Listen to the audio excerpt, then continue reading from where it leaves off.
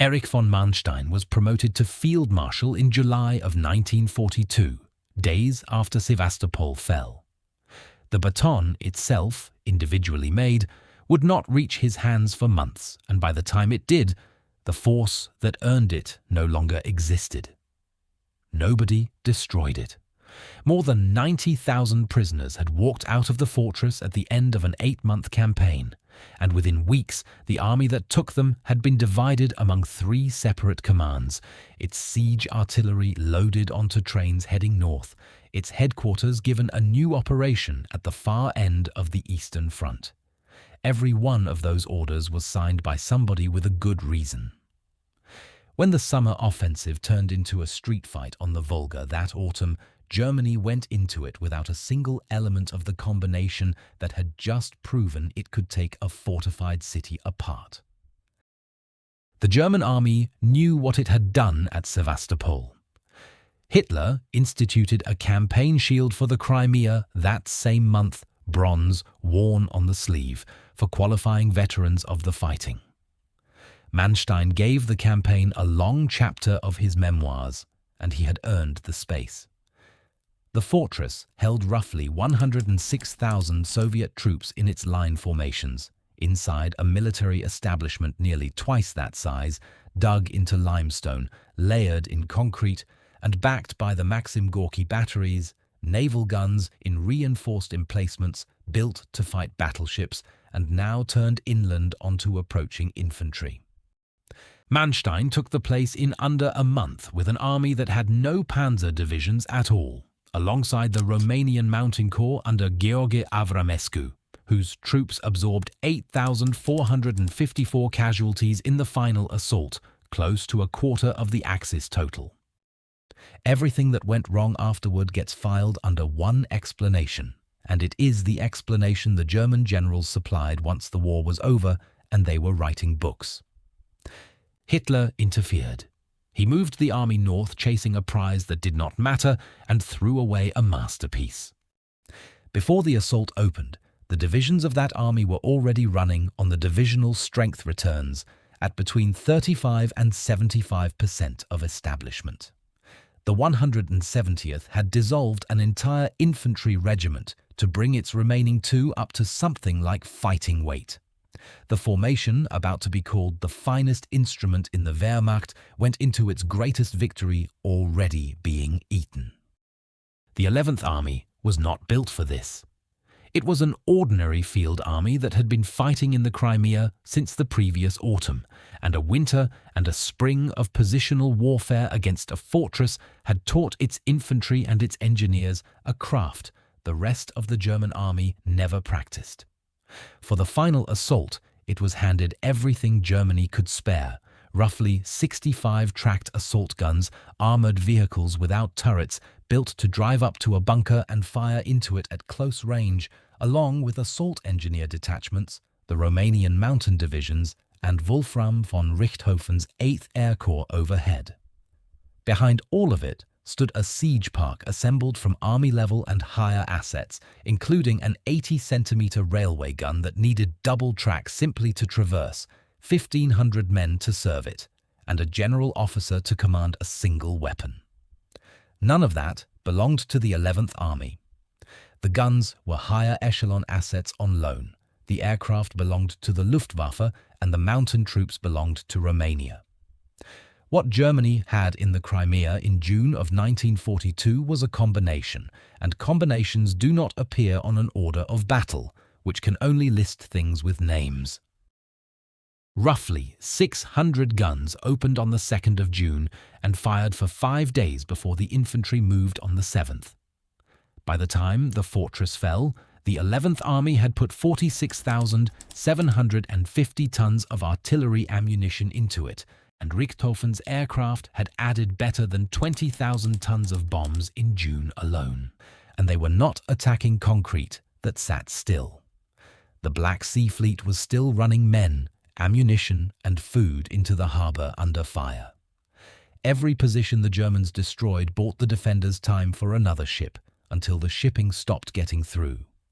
The fighting did not end when the fortress did. 3 miles from Kerch, as many as 13,000 Soviet soldiers and civilians went underground into the limestone catacombs at Adzimushkai in May. The Germans sealed the entrances and pumped gas into the workings, which the German file records as requested and refused. The last of them were taken on the 30th of October, 170 days later, and the survivors are counted in dozens. That same army's rear area organization supplied and secured the operations of Einsatzgruppe D, which carried out mass shootings across the peninsula through the same period the fortress was being reduced. Manstein's headquarters signed the orders that made it possible. The Crimea was not finished when Berlin began reassigning the army that had conquered it. Manstein wanted the army put across the Kerch Straits into the Kuban, coming down on the flank of Soviet forces, falling back into the Caucasus. Failing that, he wanted it held as Army Group South's reserve. He argued both at the time, though his memoirs are where most people encounter it, written by a man managing his own reputation, so the proposals are worth taking from the operational record rather than from him. He got neither. 5 divisions went north to Army Group North. The siege artillery followed. The remainder was distributed to Army Group Center and back to Army Group South as loose formations, absorbed into other people's plans. Nobody was hiding anything. Germany had no reserves anywhere on the Eastern Front that summer. Every army group was short, and the only uncommitted force in the theater was worth more as parts to 3 desperate commanders than as an instrument to one. Each transfer was correct in isolation. The headquarters survived all of it. 11th Army stayed on the map under Manstein, kept its number, kept its staff, and went north to a new operation. What stopped existing was the arrangement, the infantry who knew the groundwork, the engineers, the gunners, and the air corps that had spent the better part of a year learning one problem together. The name went on the map. The capability did not. Stalingrad was still 2 months away. The plan those guns were sent north to support was built specifically to avoid breaking into anything. Feuerzauber, renamed Nordlicht, a real offensive with infantry divisions in it aimed at breaking through to the shore of Lake Ladoga and sealing Leningrad off completely. Nobody was going to walk in and take the city. German policy there had been settled since 1941. Encircle it, shell it, and starve it rather than occupy it. At the peak of that famine in January and February of 1942, deaths inside the perimeter approached 100,000 a month. The population of the fortress garrison the 11th Army had just spent itself taking, dying twice over in 8 weeks. Directive 45 formalized the transfer on the 23rd of July, and the concentration outside Leningrad continued into August. Germany moved its fortress-breaking specialists 1,000 miles to reinforce an operation designed to stop at the city's edge. Manstein saw it as soon as he saw the ground, having just come from the city fight that told him what the alternative cost. His reconnaissance conclusion was that the army must on no account become entangled inside the built-up areas, where its remaining strength would be gone in days. He did not believe bombing would produce a surrender either, and neither did Richthofen, whose aircraft had just demonstrated at Sevastopol exactly what bombing could and could not finish. None of it mattered because the Soviets did not wait for the German timetable. On the 27th of August, they came at the corridor south of Lake Ladoga, and the divisions assembling for Nordlicht were pulled off their staging areas and fed into the defense one at a time. On the 4th of September, Hitler telephoned Manstein directly, went around Army Group North and around the entire chain of command, and told him to restore the situation by offensive action. It took the rest of September. The counter-envelopment closed the pocket late in the month, organized fighting was finished by the first days of October, and the accounting came to more than 26,000 German casualties against better than 12,000 Soviet prisoners, a ratio the German army would have celebrated anywhere else, paid for with the combat strength of divisions that had been sent north for something else entirely. Nordlicht was postponed until they could be re-equipped. Manstein's Baton arrived at the end of that month. In his memoir, he recorded that his son Gero, 19 years old, an asthmatic who had argued his way into the infantry against medical advice, was serving as an orderly officer on that same front. Soviet aircraft killed him on the 29th of October. The news reached his father the following day. Nordlicht stopped existing without anyone cancelling it. In November, Manstein and his headquarters were ordered south to become the command machinery of a new army group formed to deal with the catastrophe on the Volga. When Sevastopol fell, Stalingrad was not yet an objective. The directive that named the city came 19 days later, and until then the summer's target had been the oil, which is the entire argument for a reserve.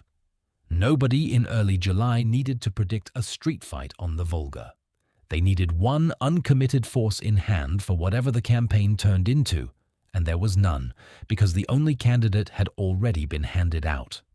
The guns were never going to the Volga, in any case. The rail lines running east thinned to a pair of single tracks that could barely carry the Sixth Army's rations and fuel, and nothing on those tracks was going to feed a railway gun and everything that came with it. What could have moved was everything else, and by October, the Sixth Army was writing down exactly what its absence felt like.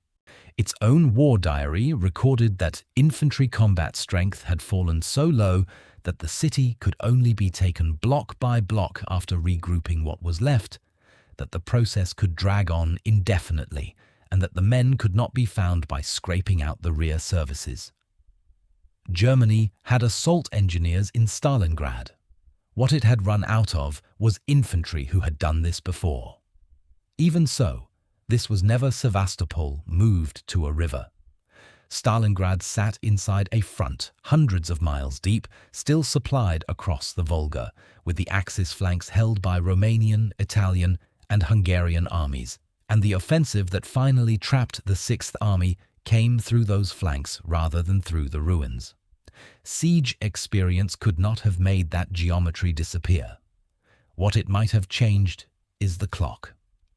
Soviet planners understood that a German army which finished the city quickly would free reserves, and that reserves would have made their encirclement far harder to execute. The counterfactual was never a battle won. It was a schedule broken. One of the two 80-centimeter railway guns did travel south that September toward the Stalingrad front. It was withdrawn as the encirclement threat closed in without firing a round in the battle. What made Sevastopol possible was time. 8 months parked in front of a single problem, long enough for infantry, engineers, gunners, and airmen to stop working as separate services and start working as one instrument. That is the only way Germany ever produced the thing, and standing still for 8 months is precisely what a war fought in the Caucasus, at Leningrad, and on the Volga at the same time can never afford.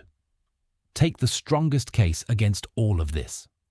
Sevastopol was the Black Sea Fleet's main base and a Soviet fortress sitting behind the flank of the drive for the oil. Though by Manstein's own estimate, leaving it invested would have tied down 3 or 4 divisions, and the assault cost many times that. So which is it? Did Germany take apart the one thing it could not rebuild, or was every one of those transfers the only move left to an army with nothing in reserve? Tell me below, and subscribe if you want the Eastern Front read off the order of battle instead of the map. Thanks for watching.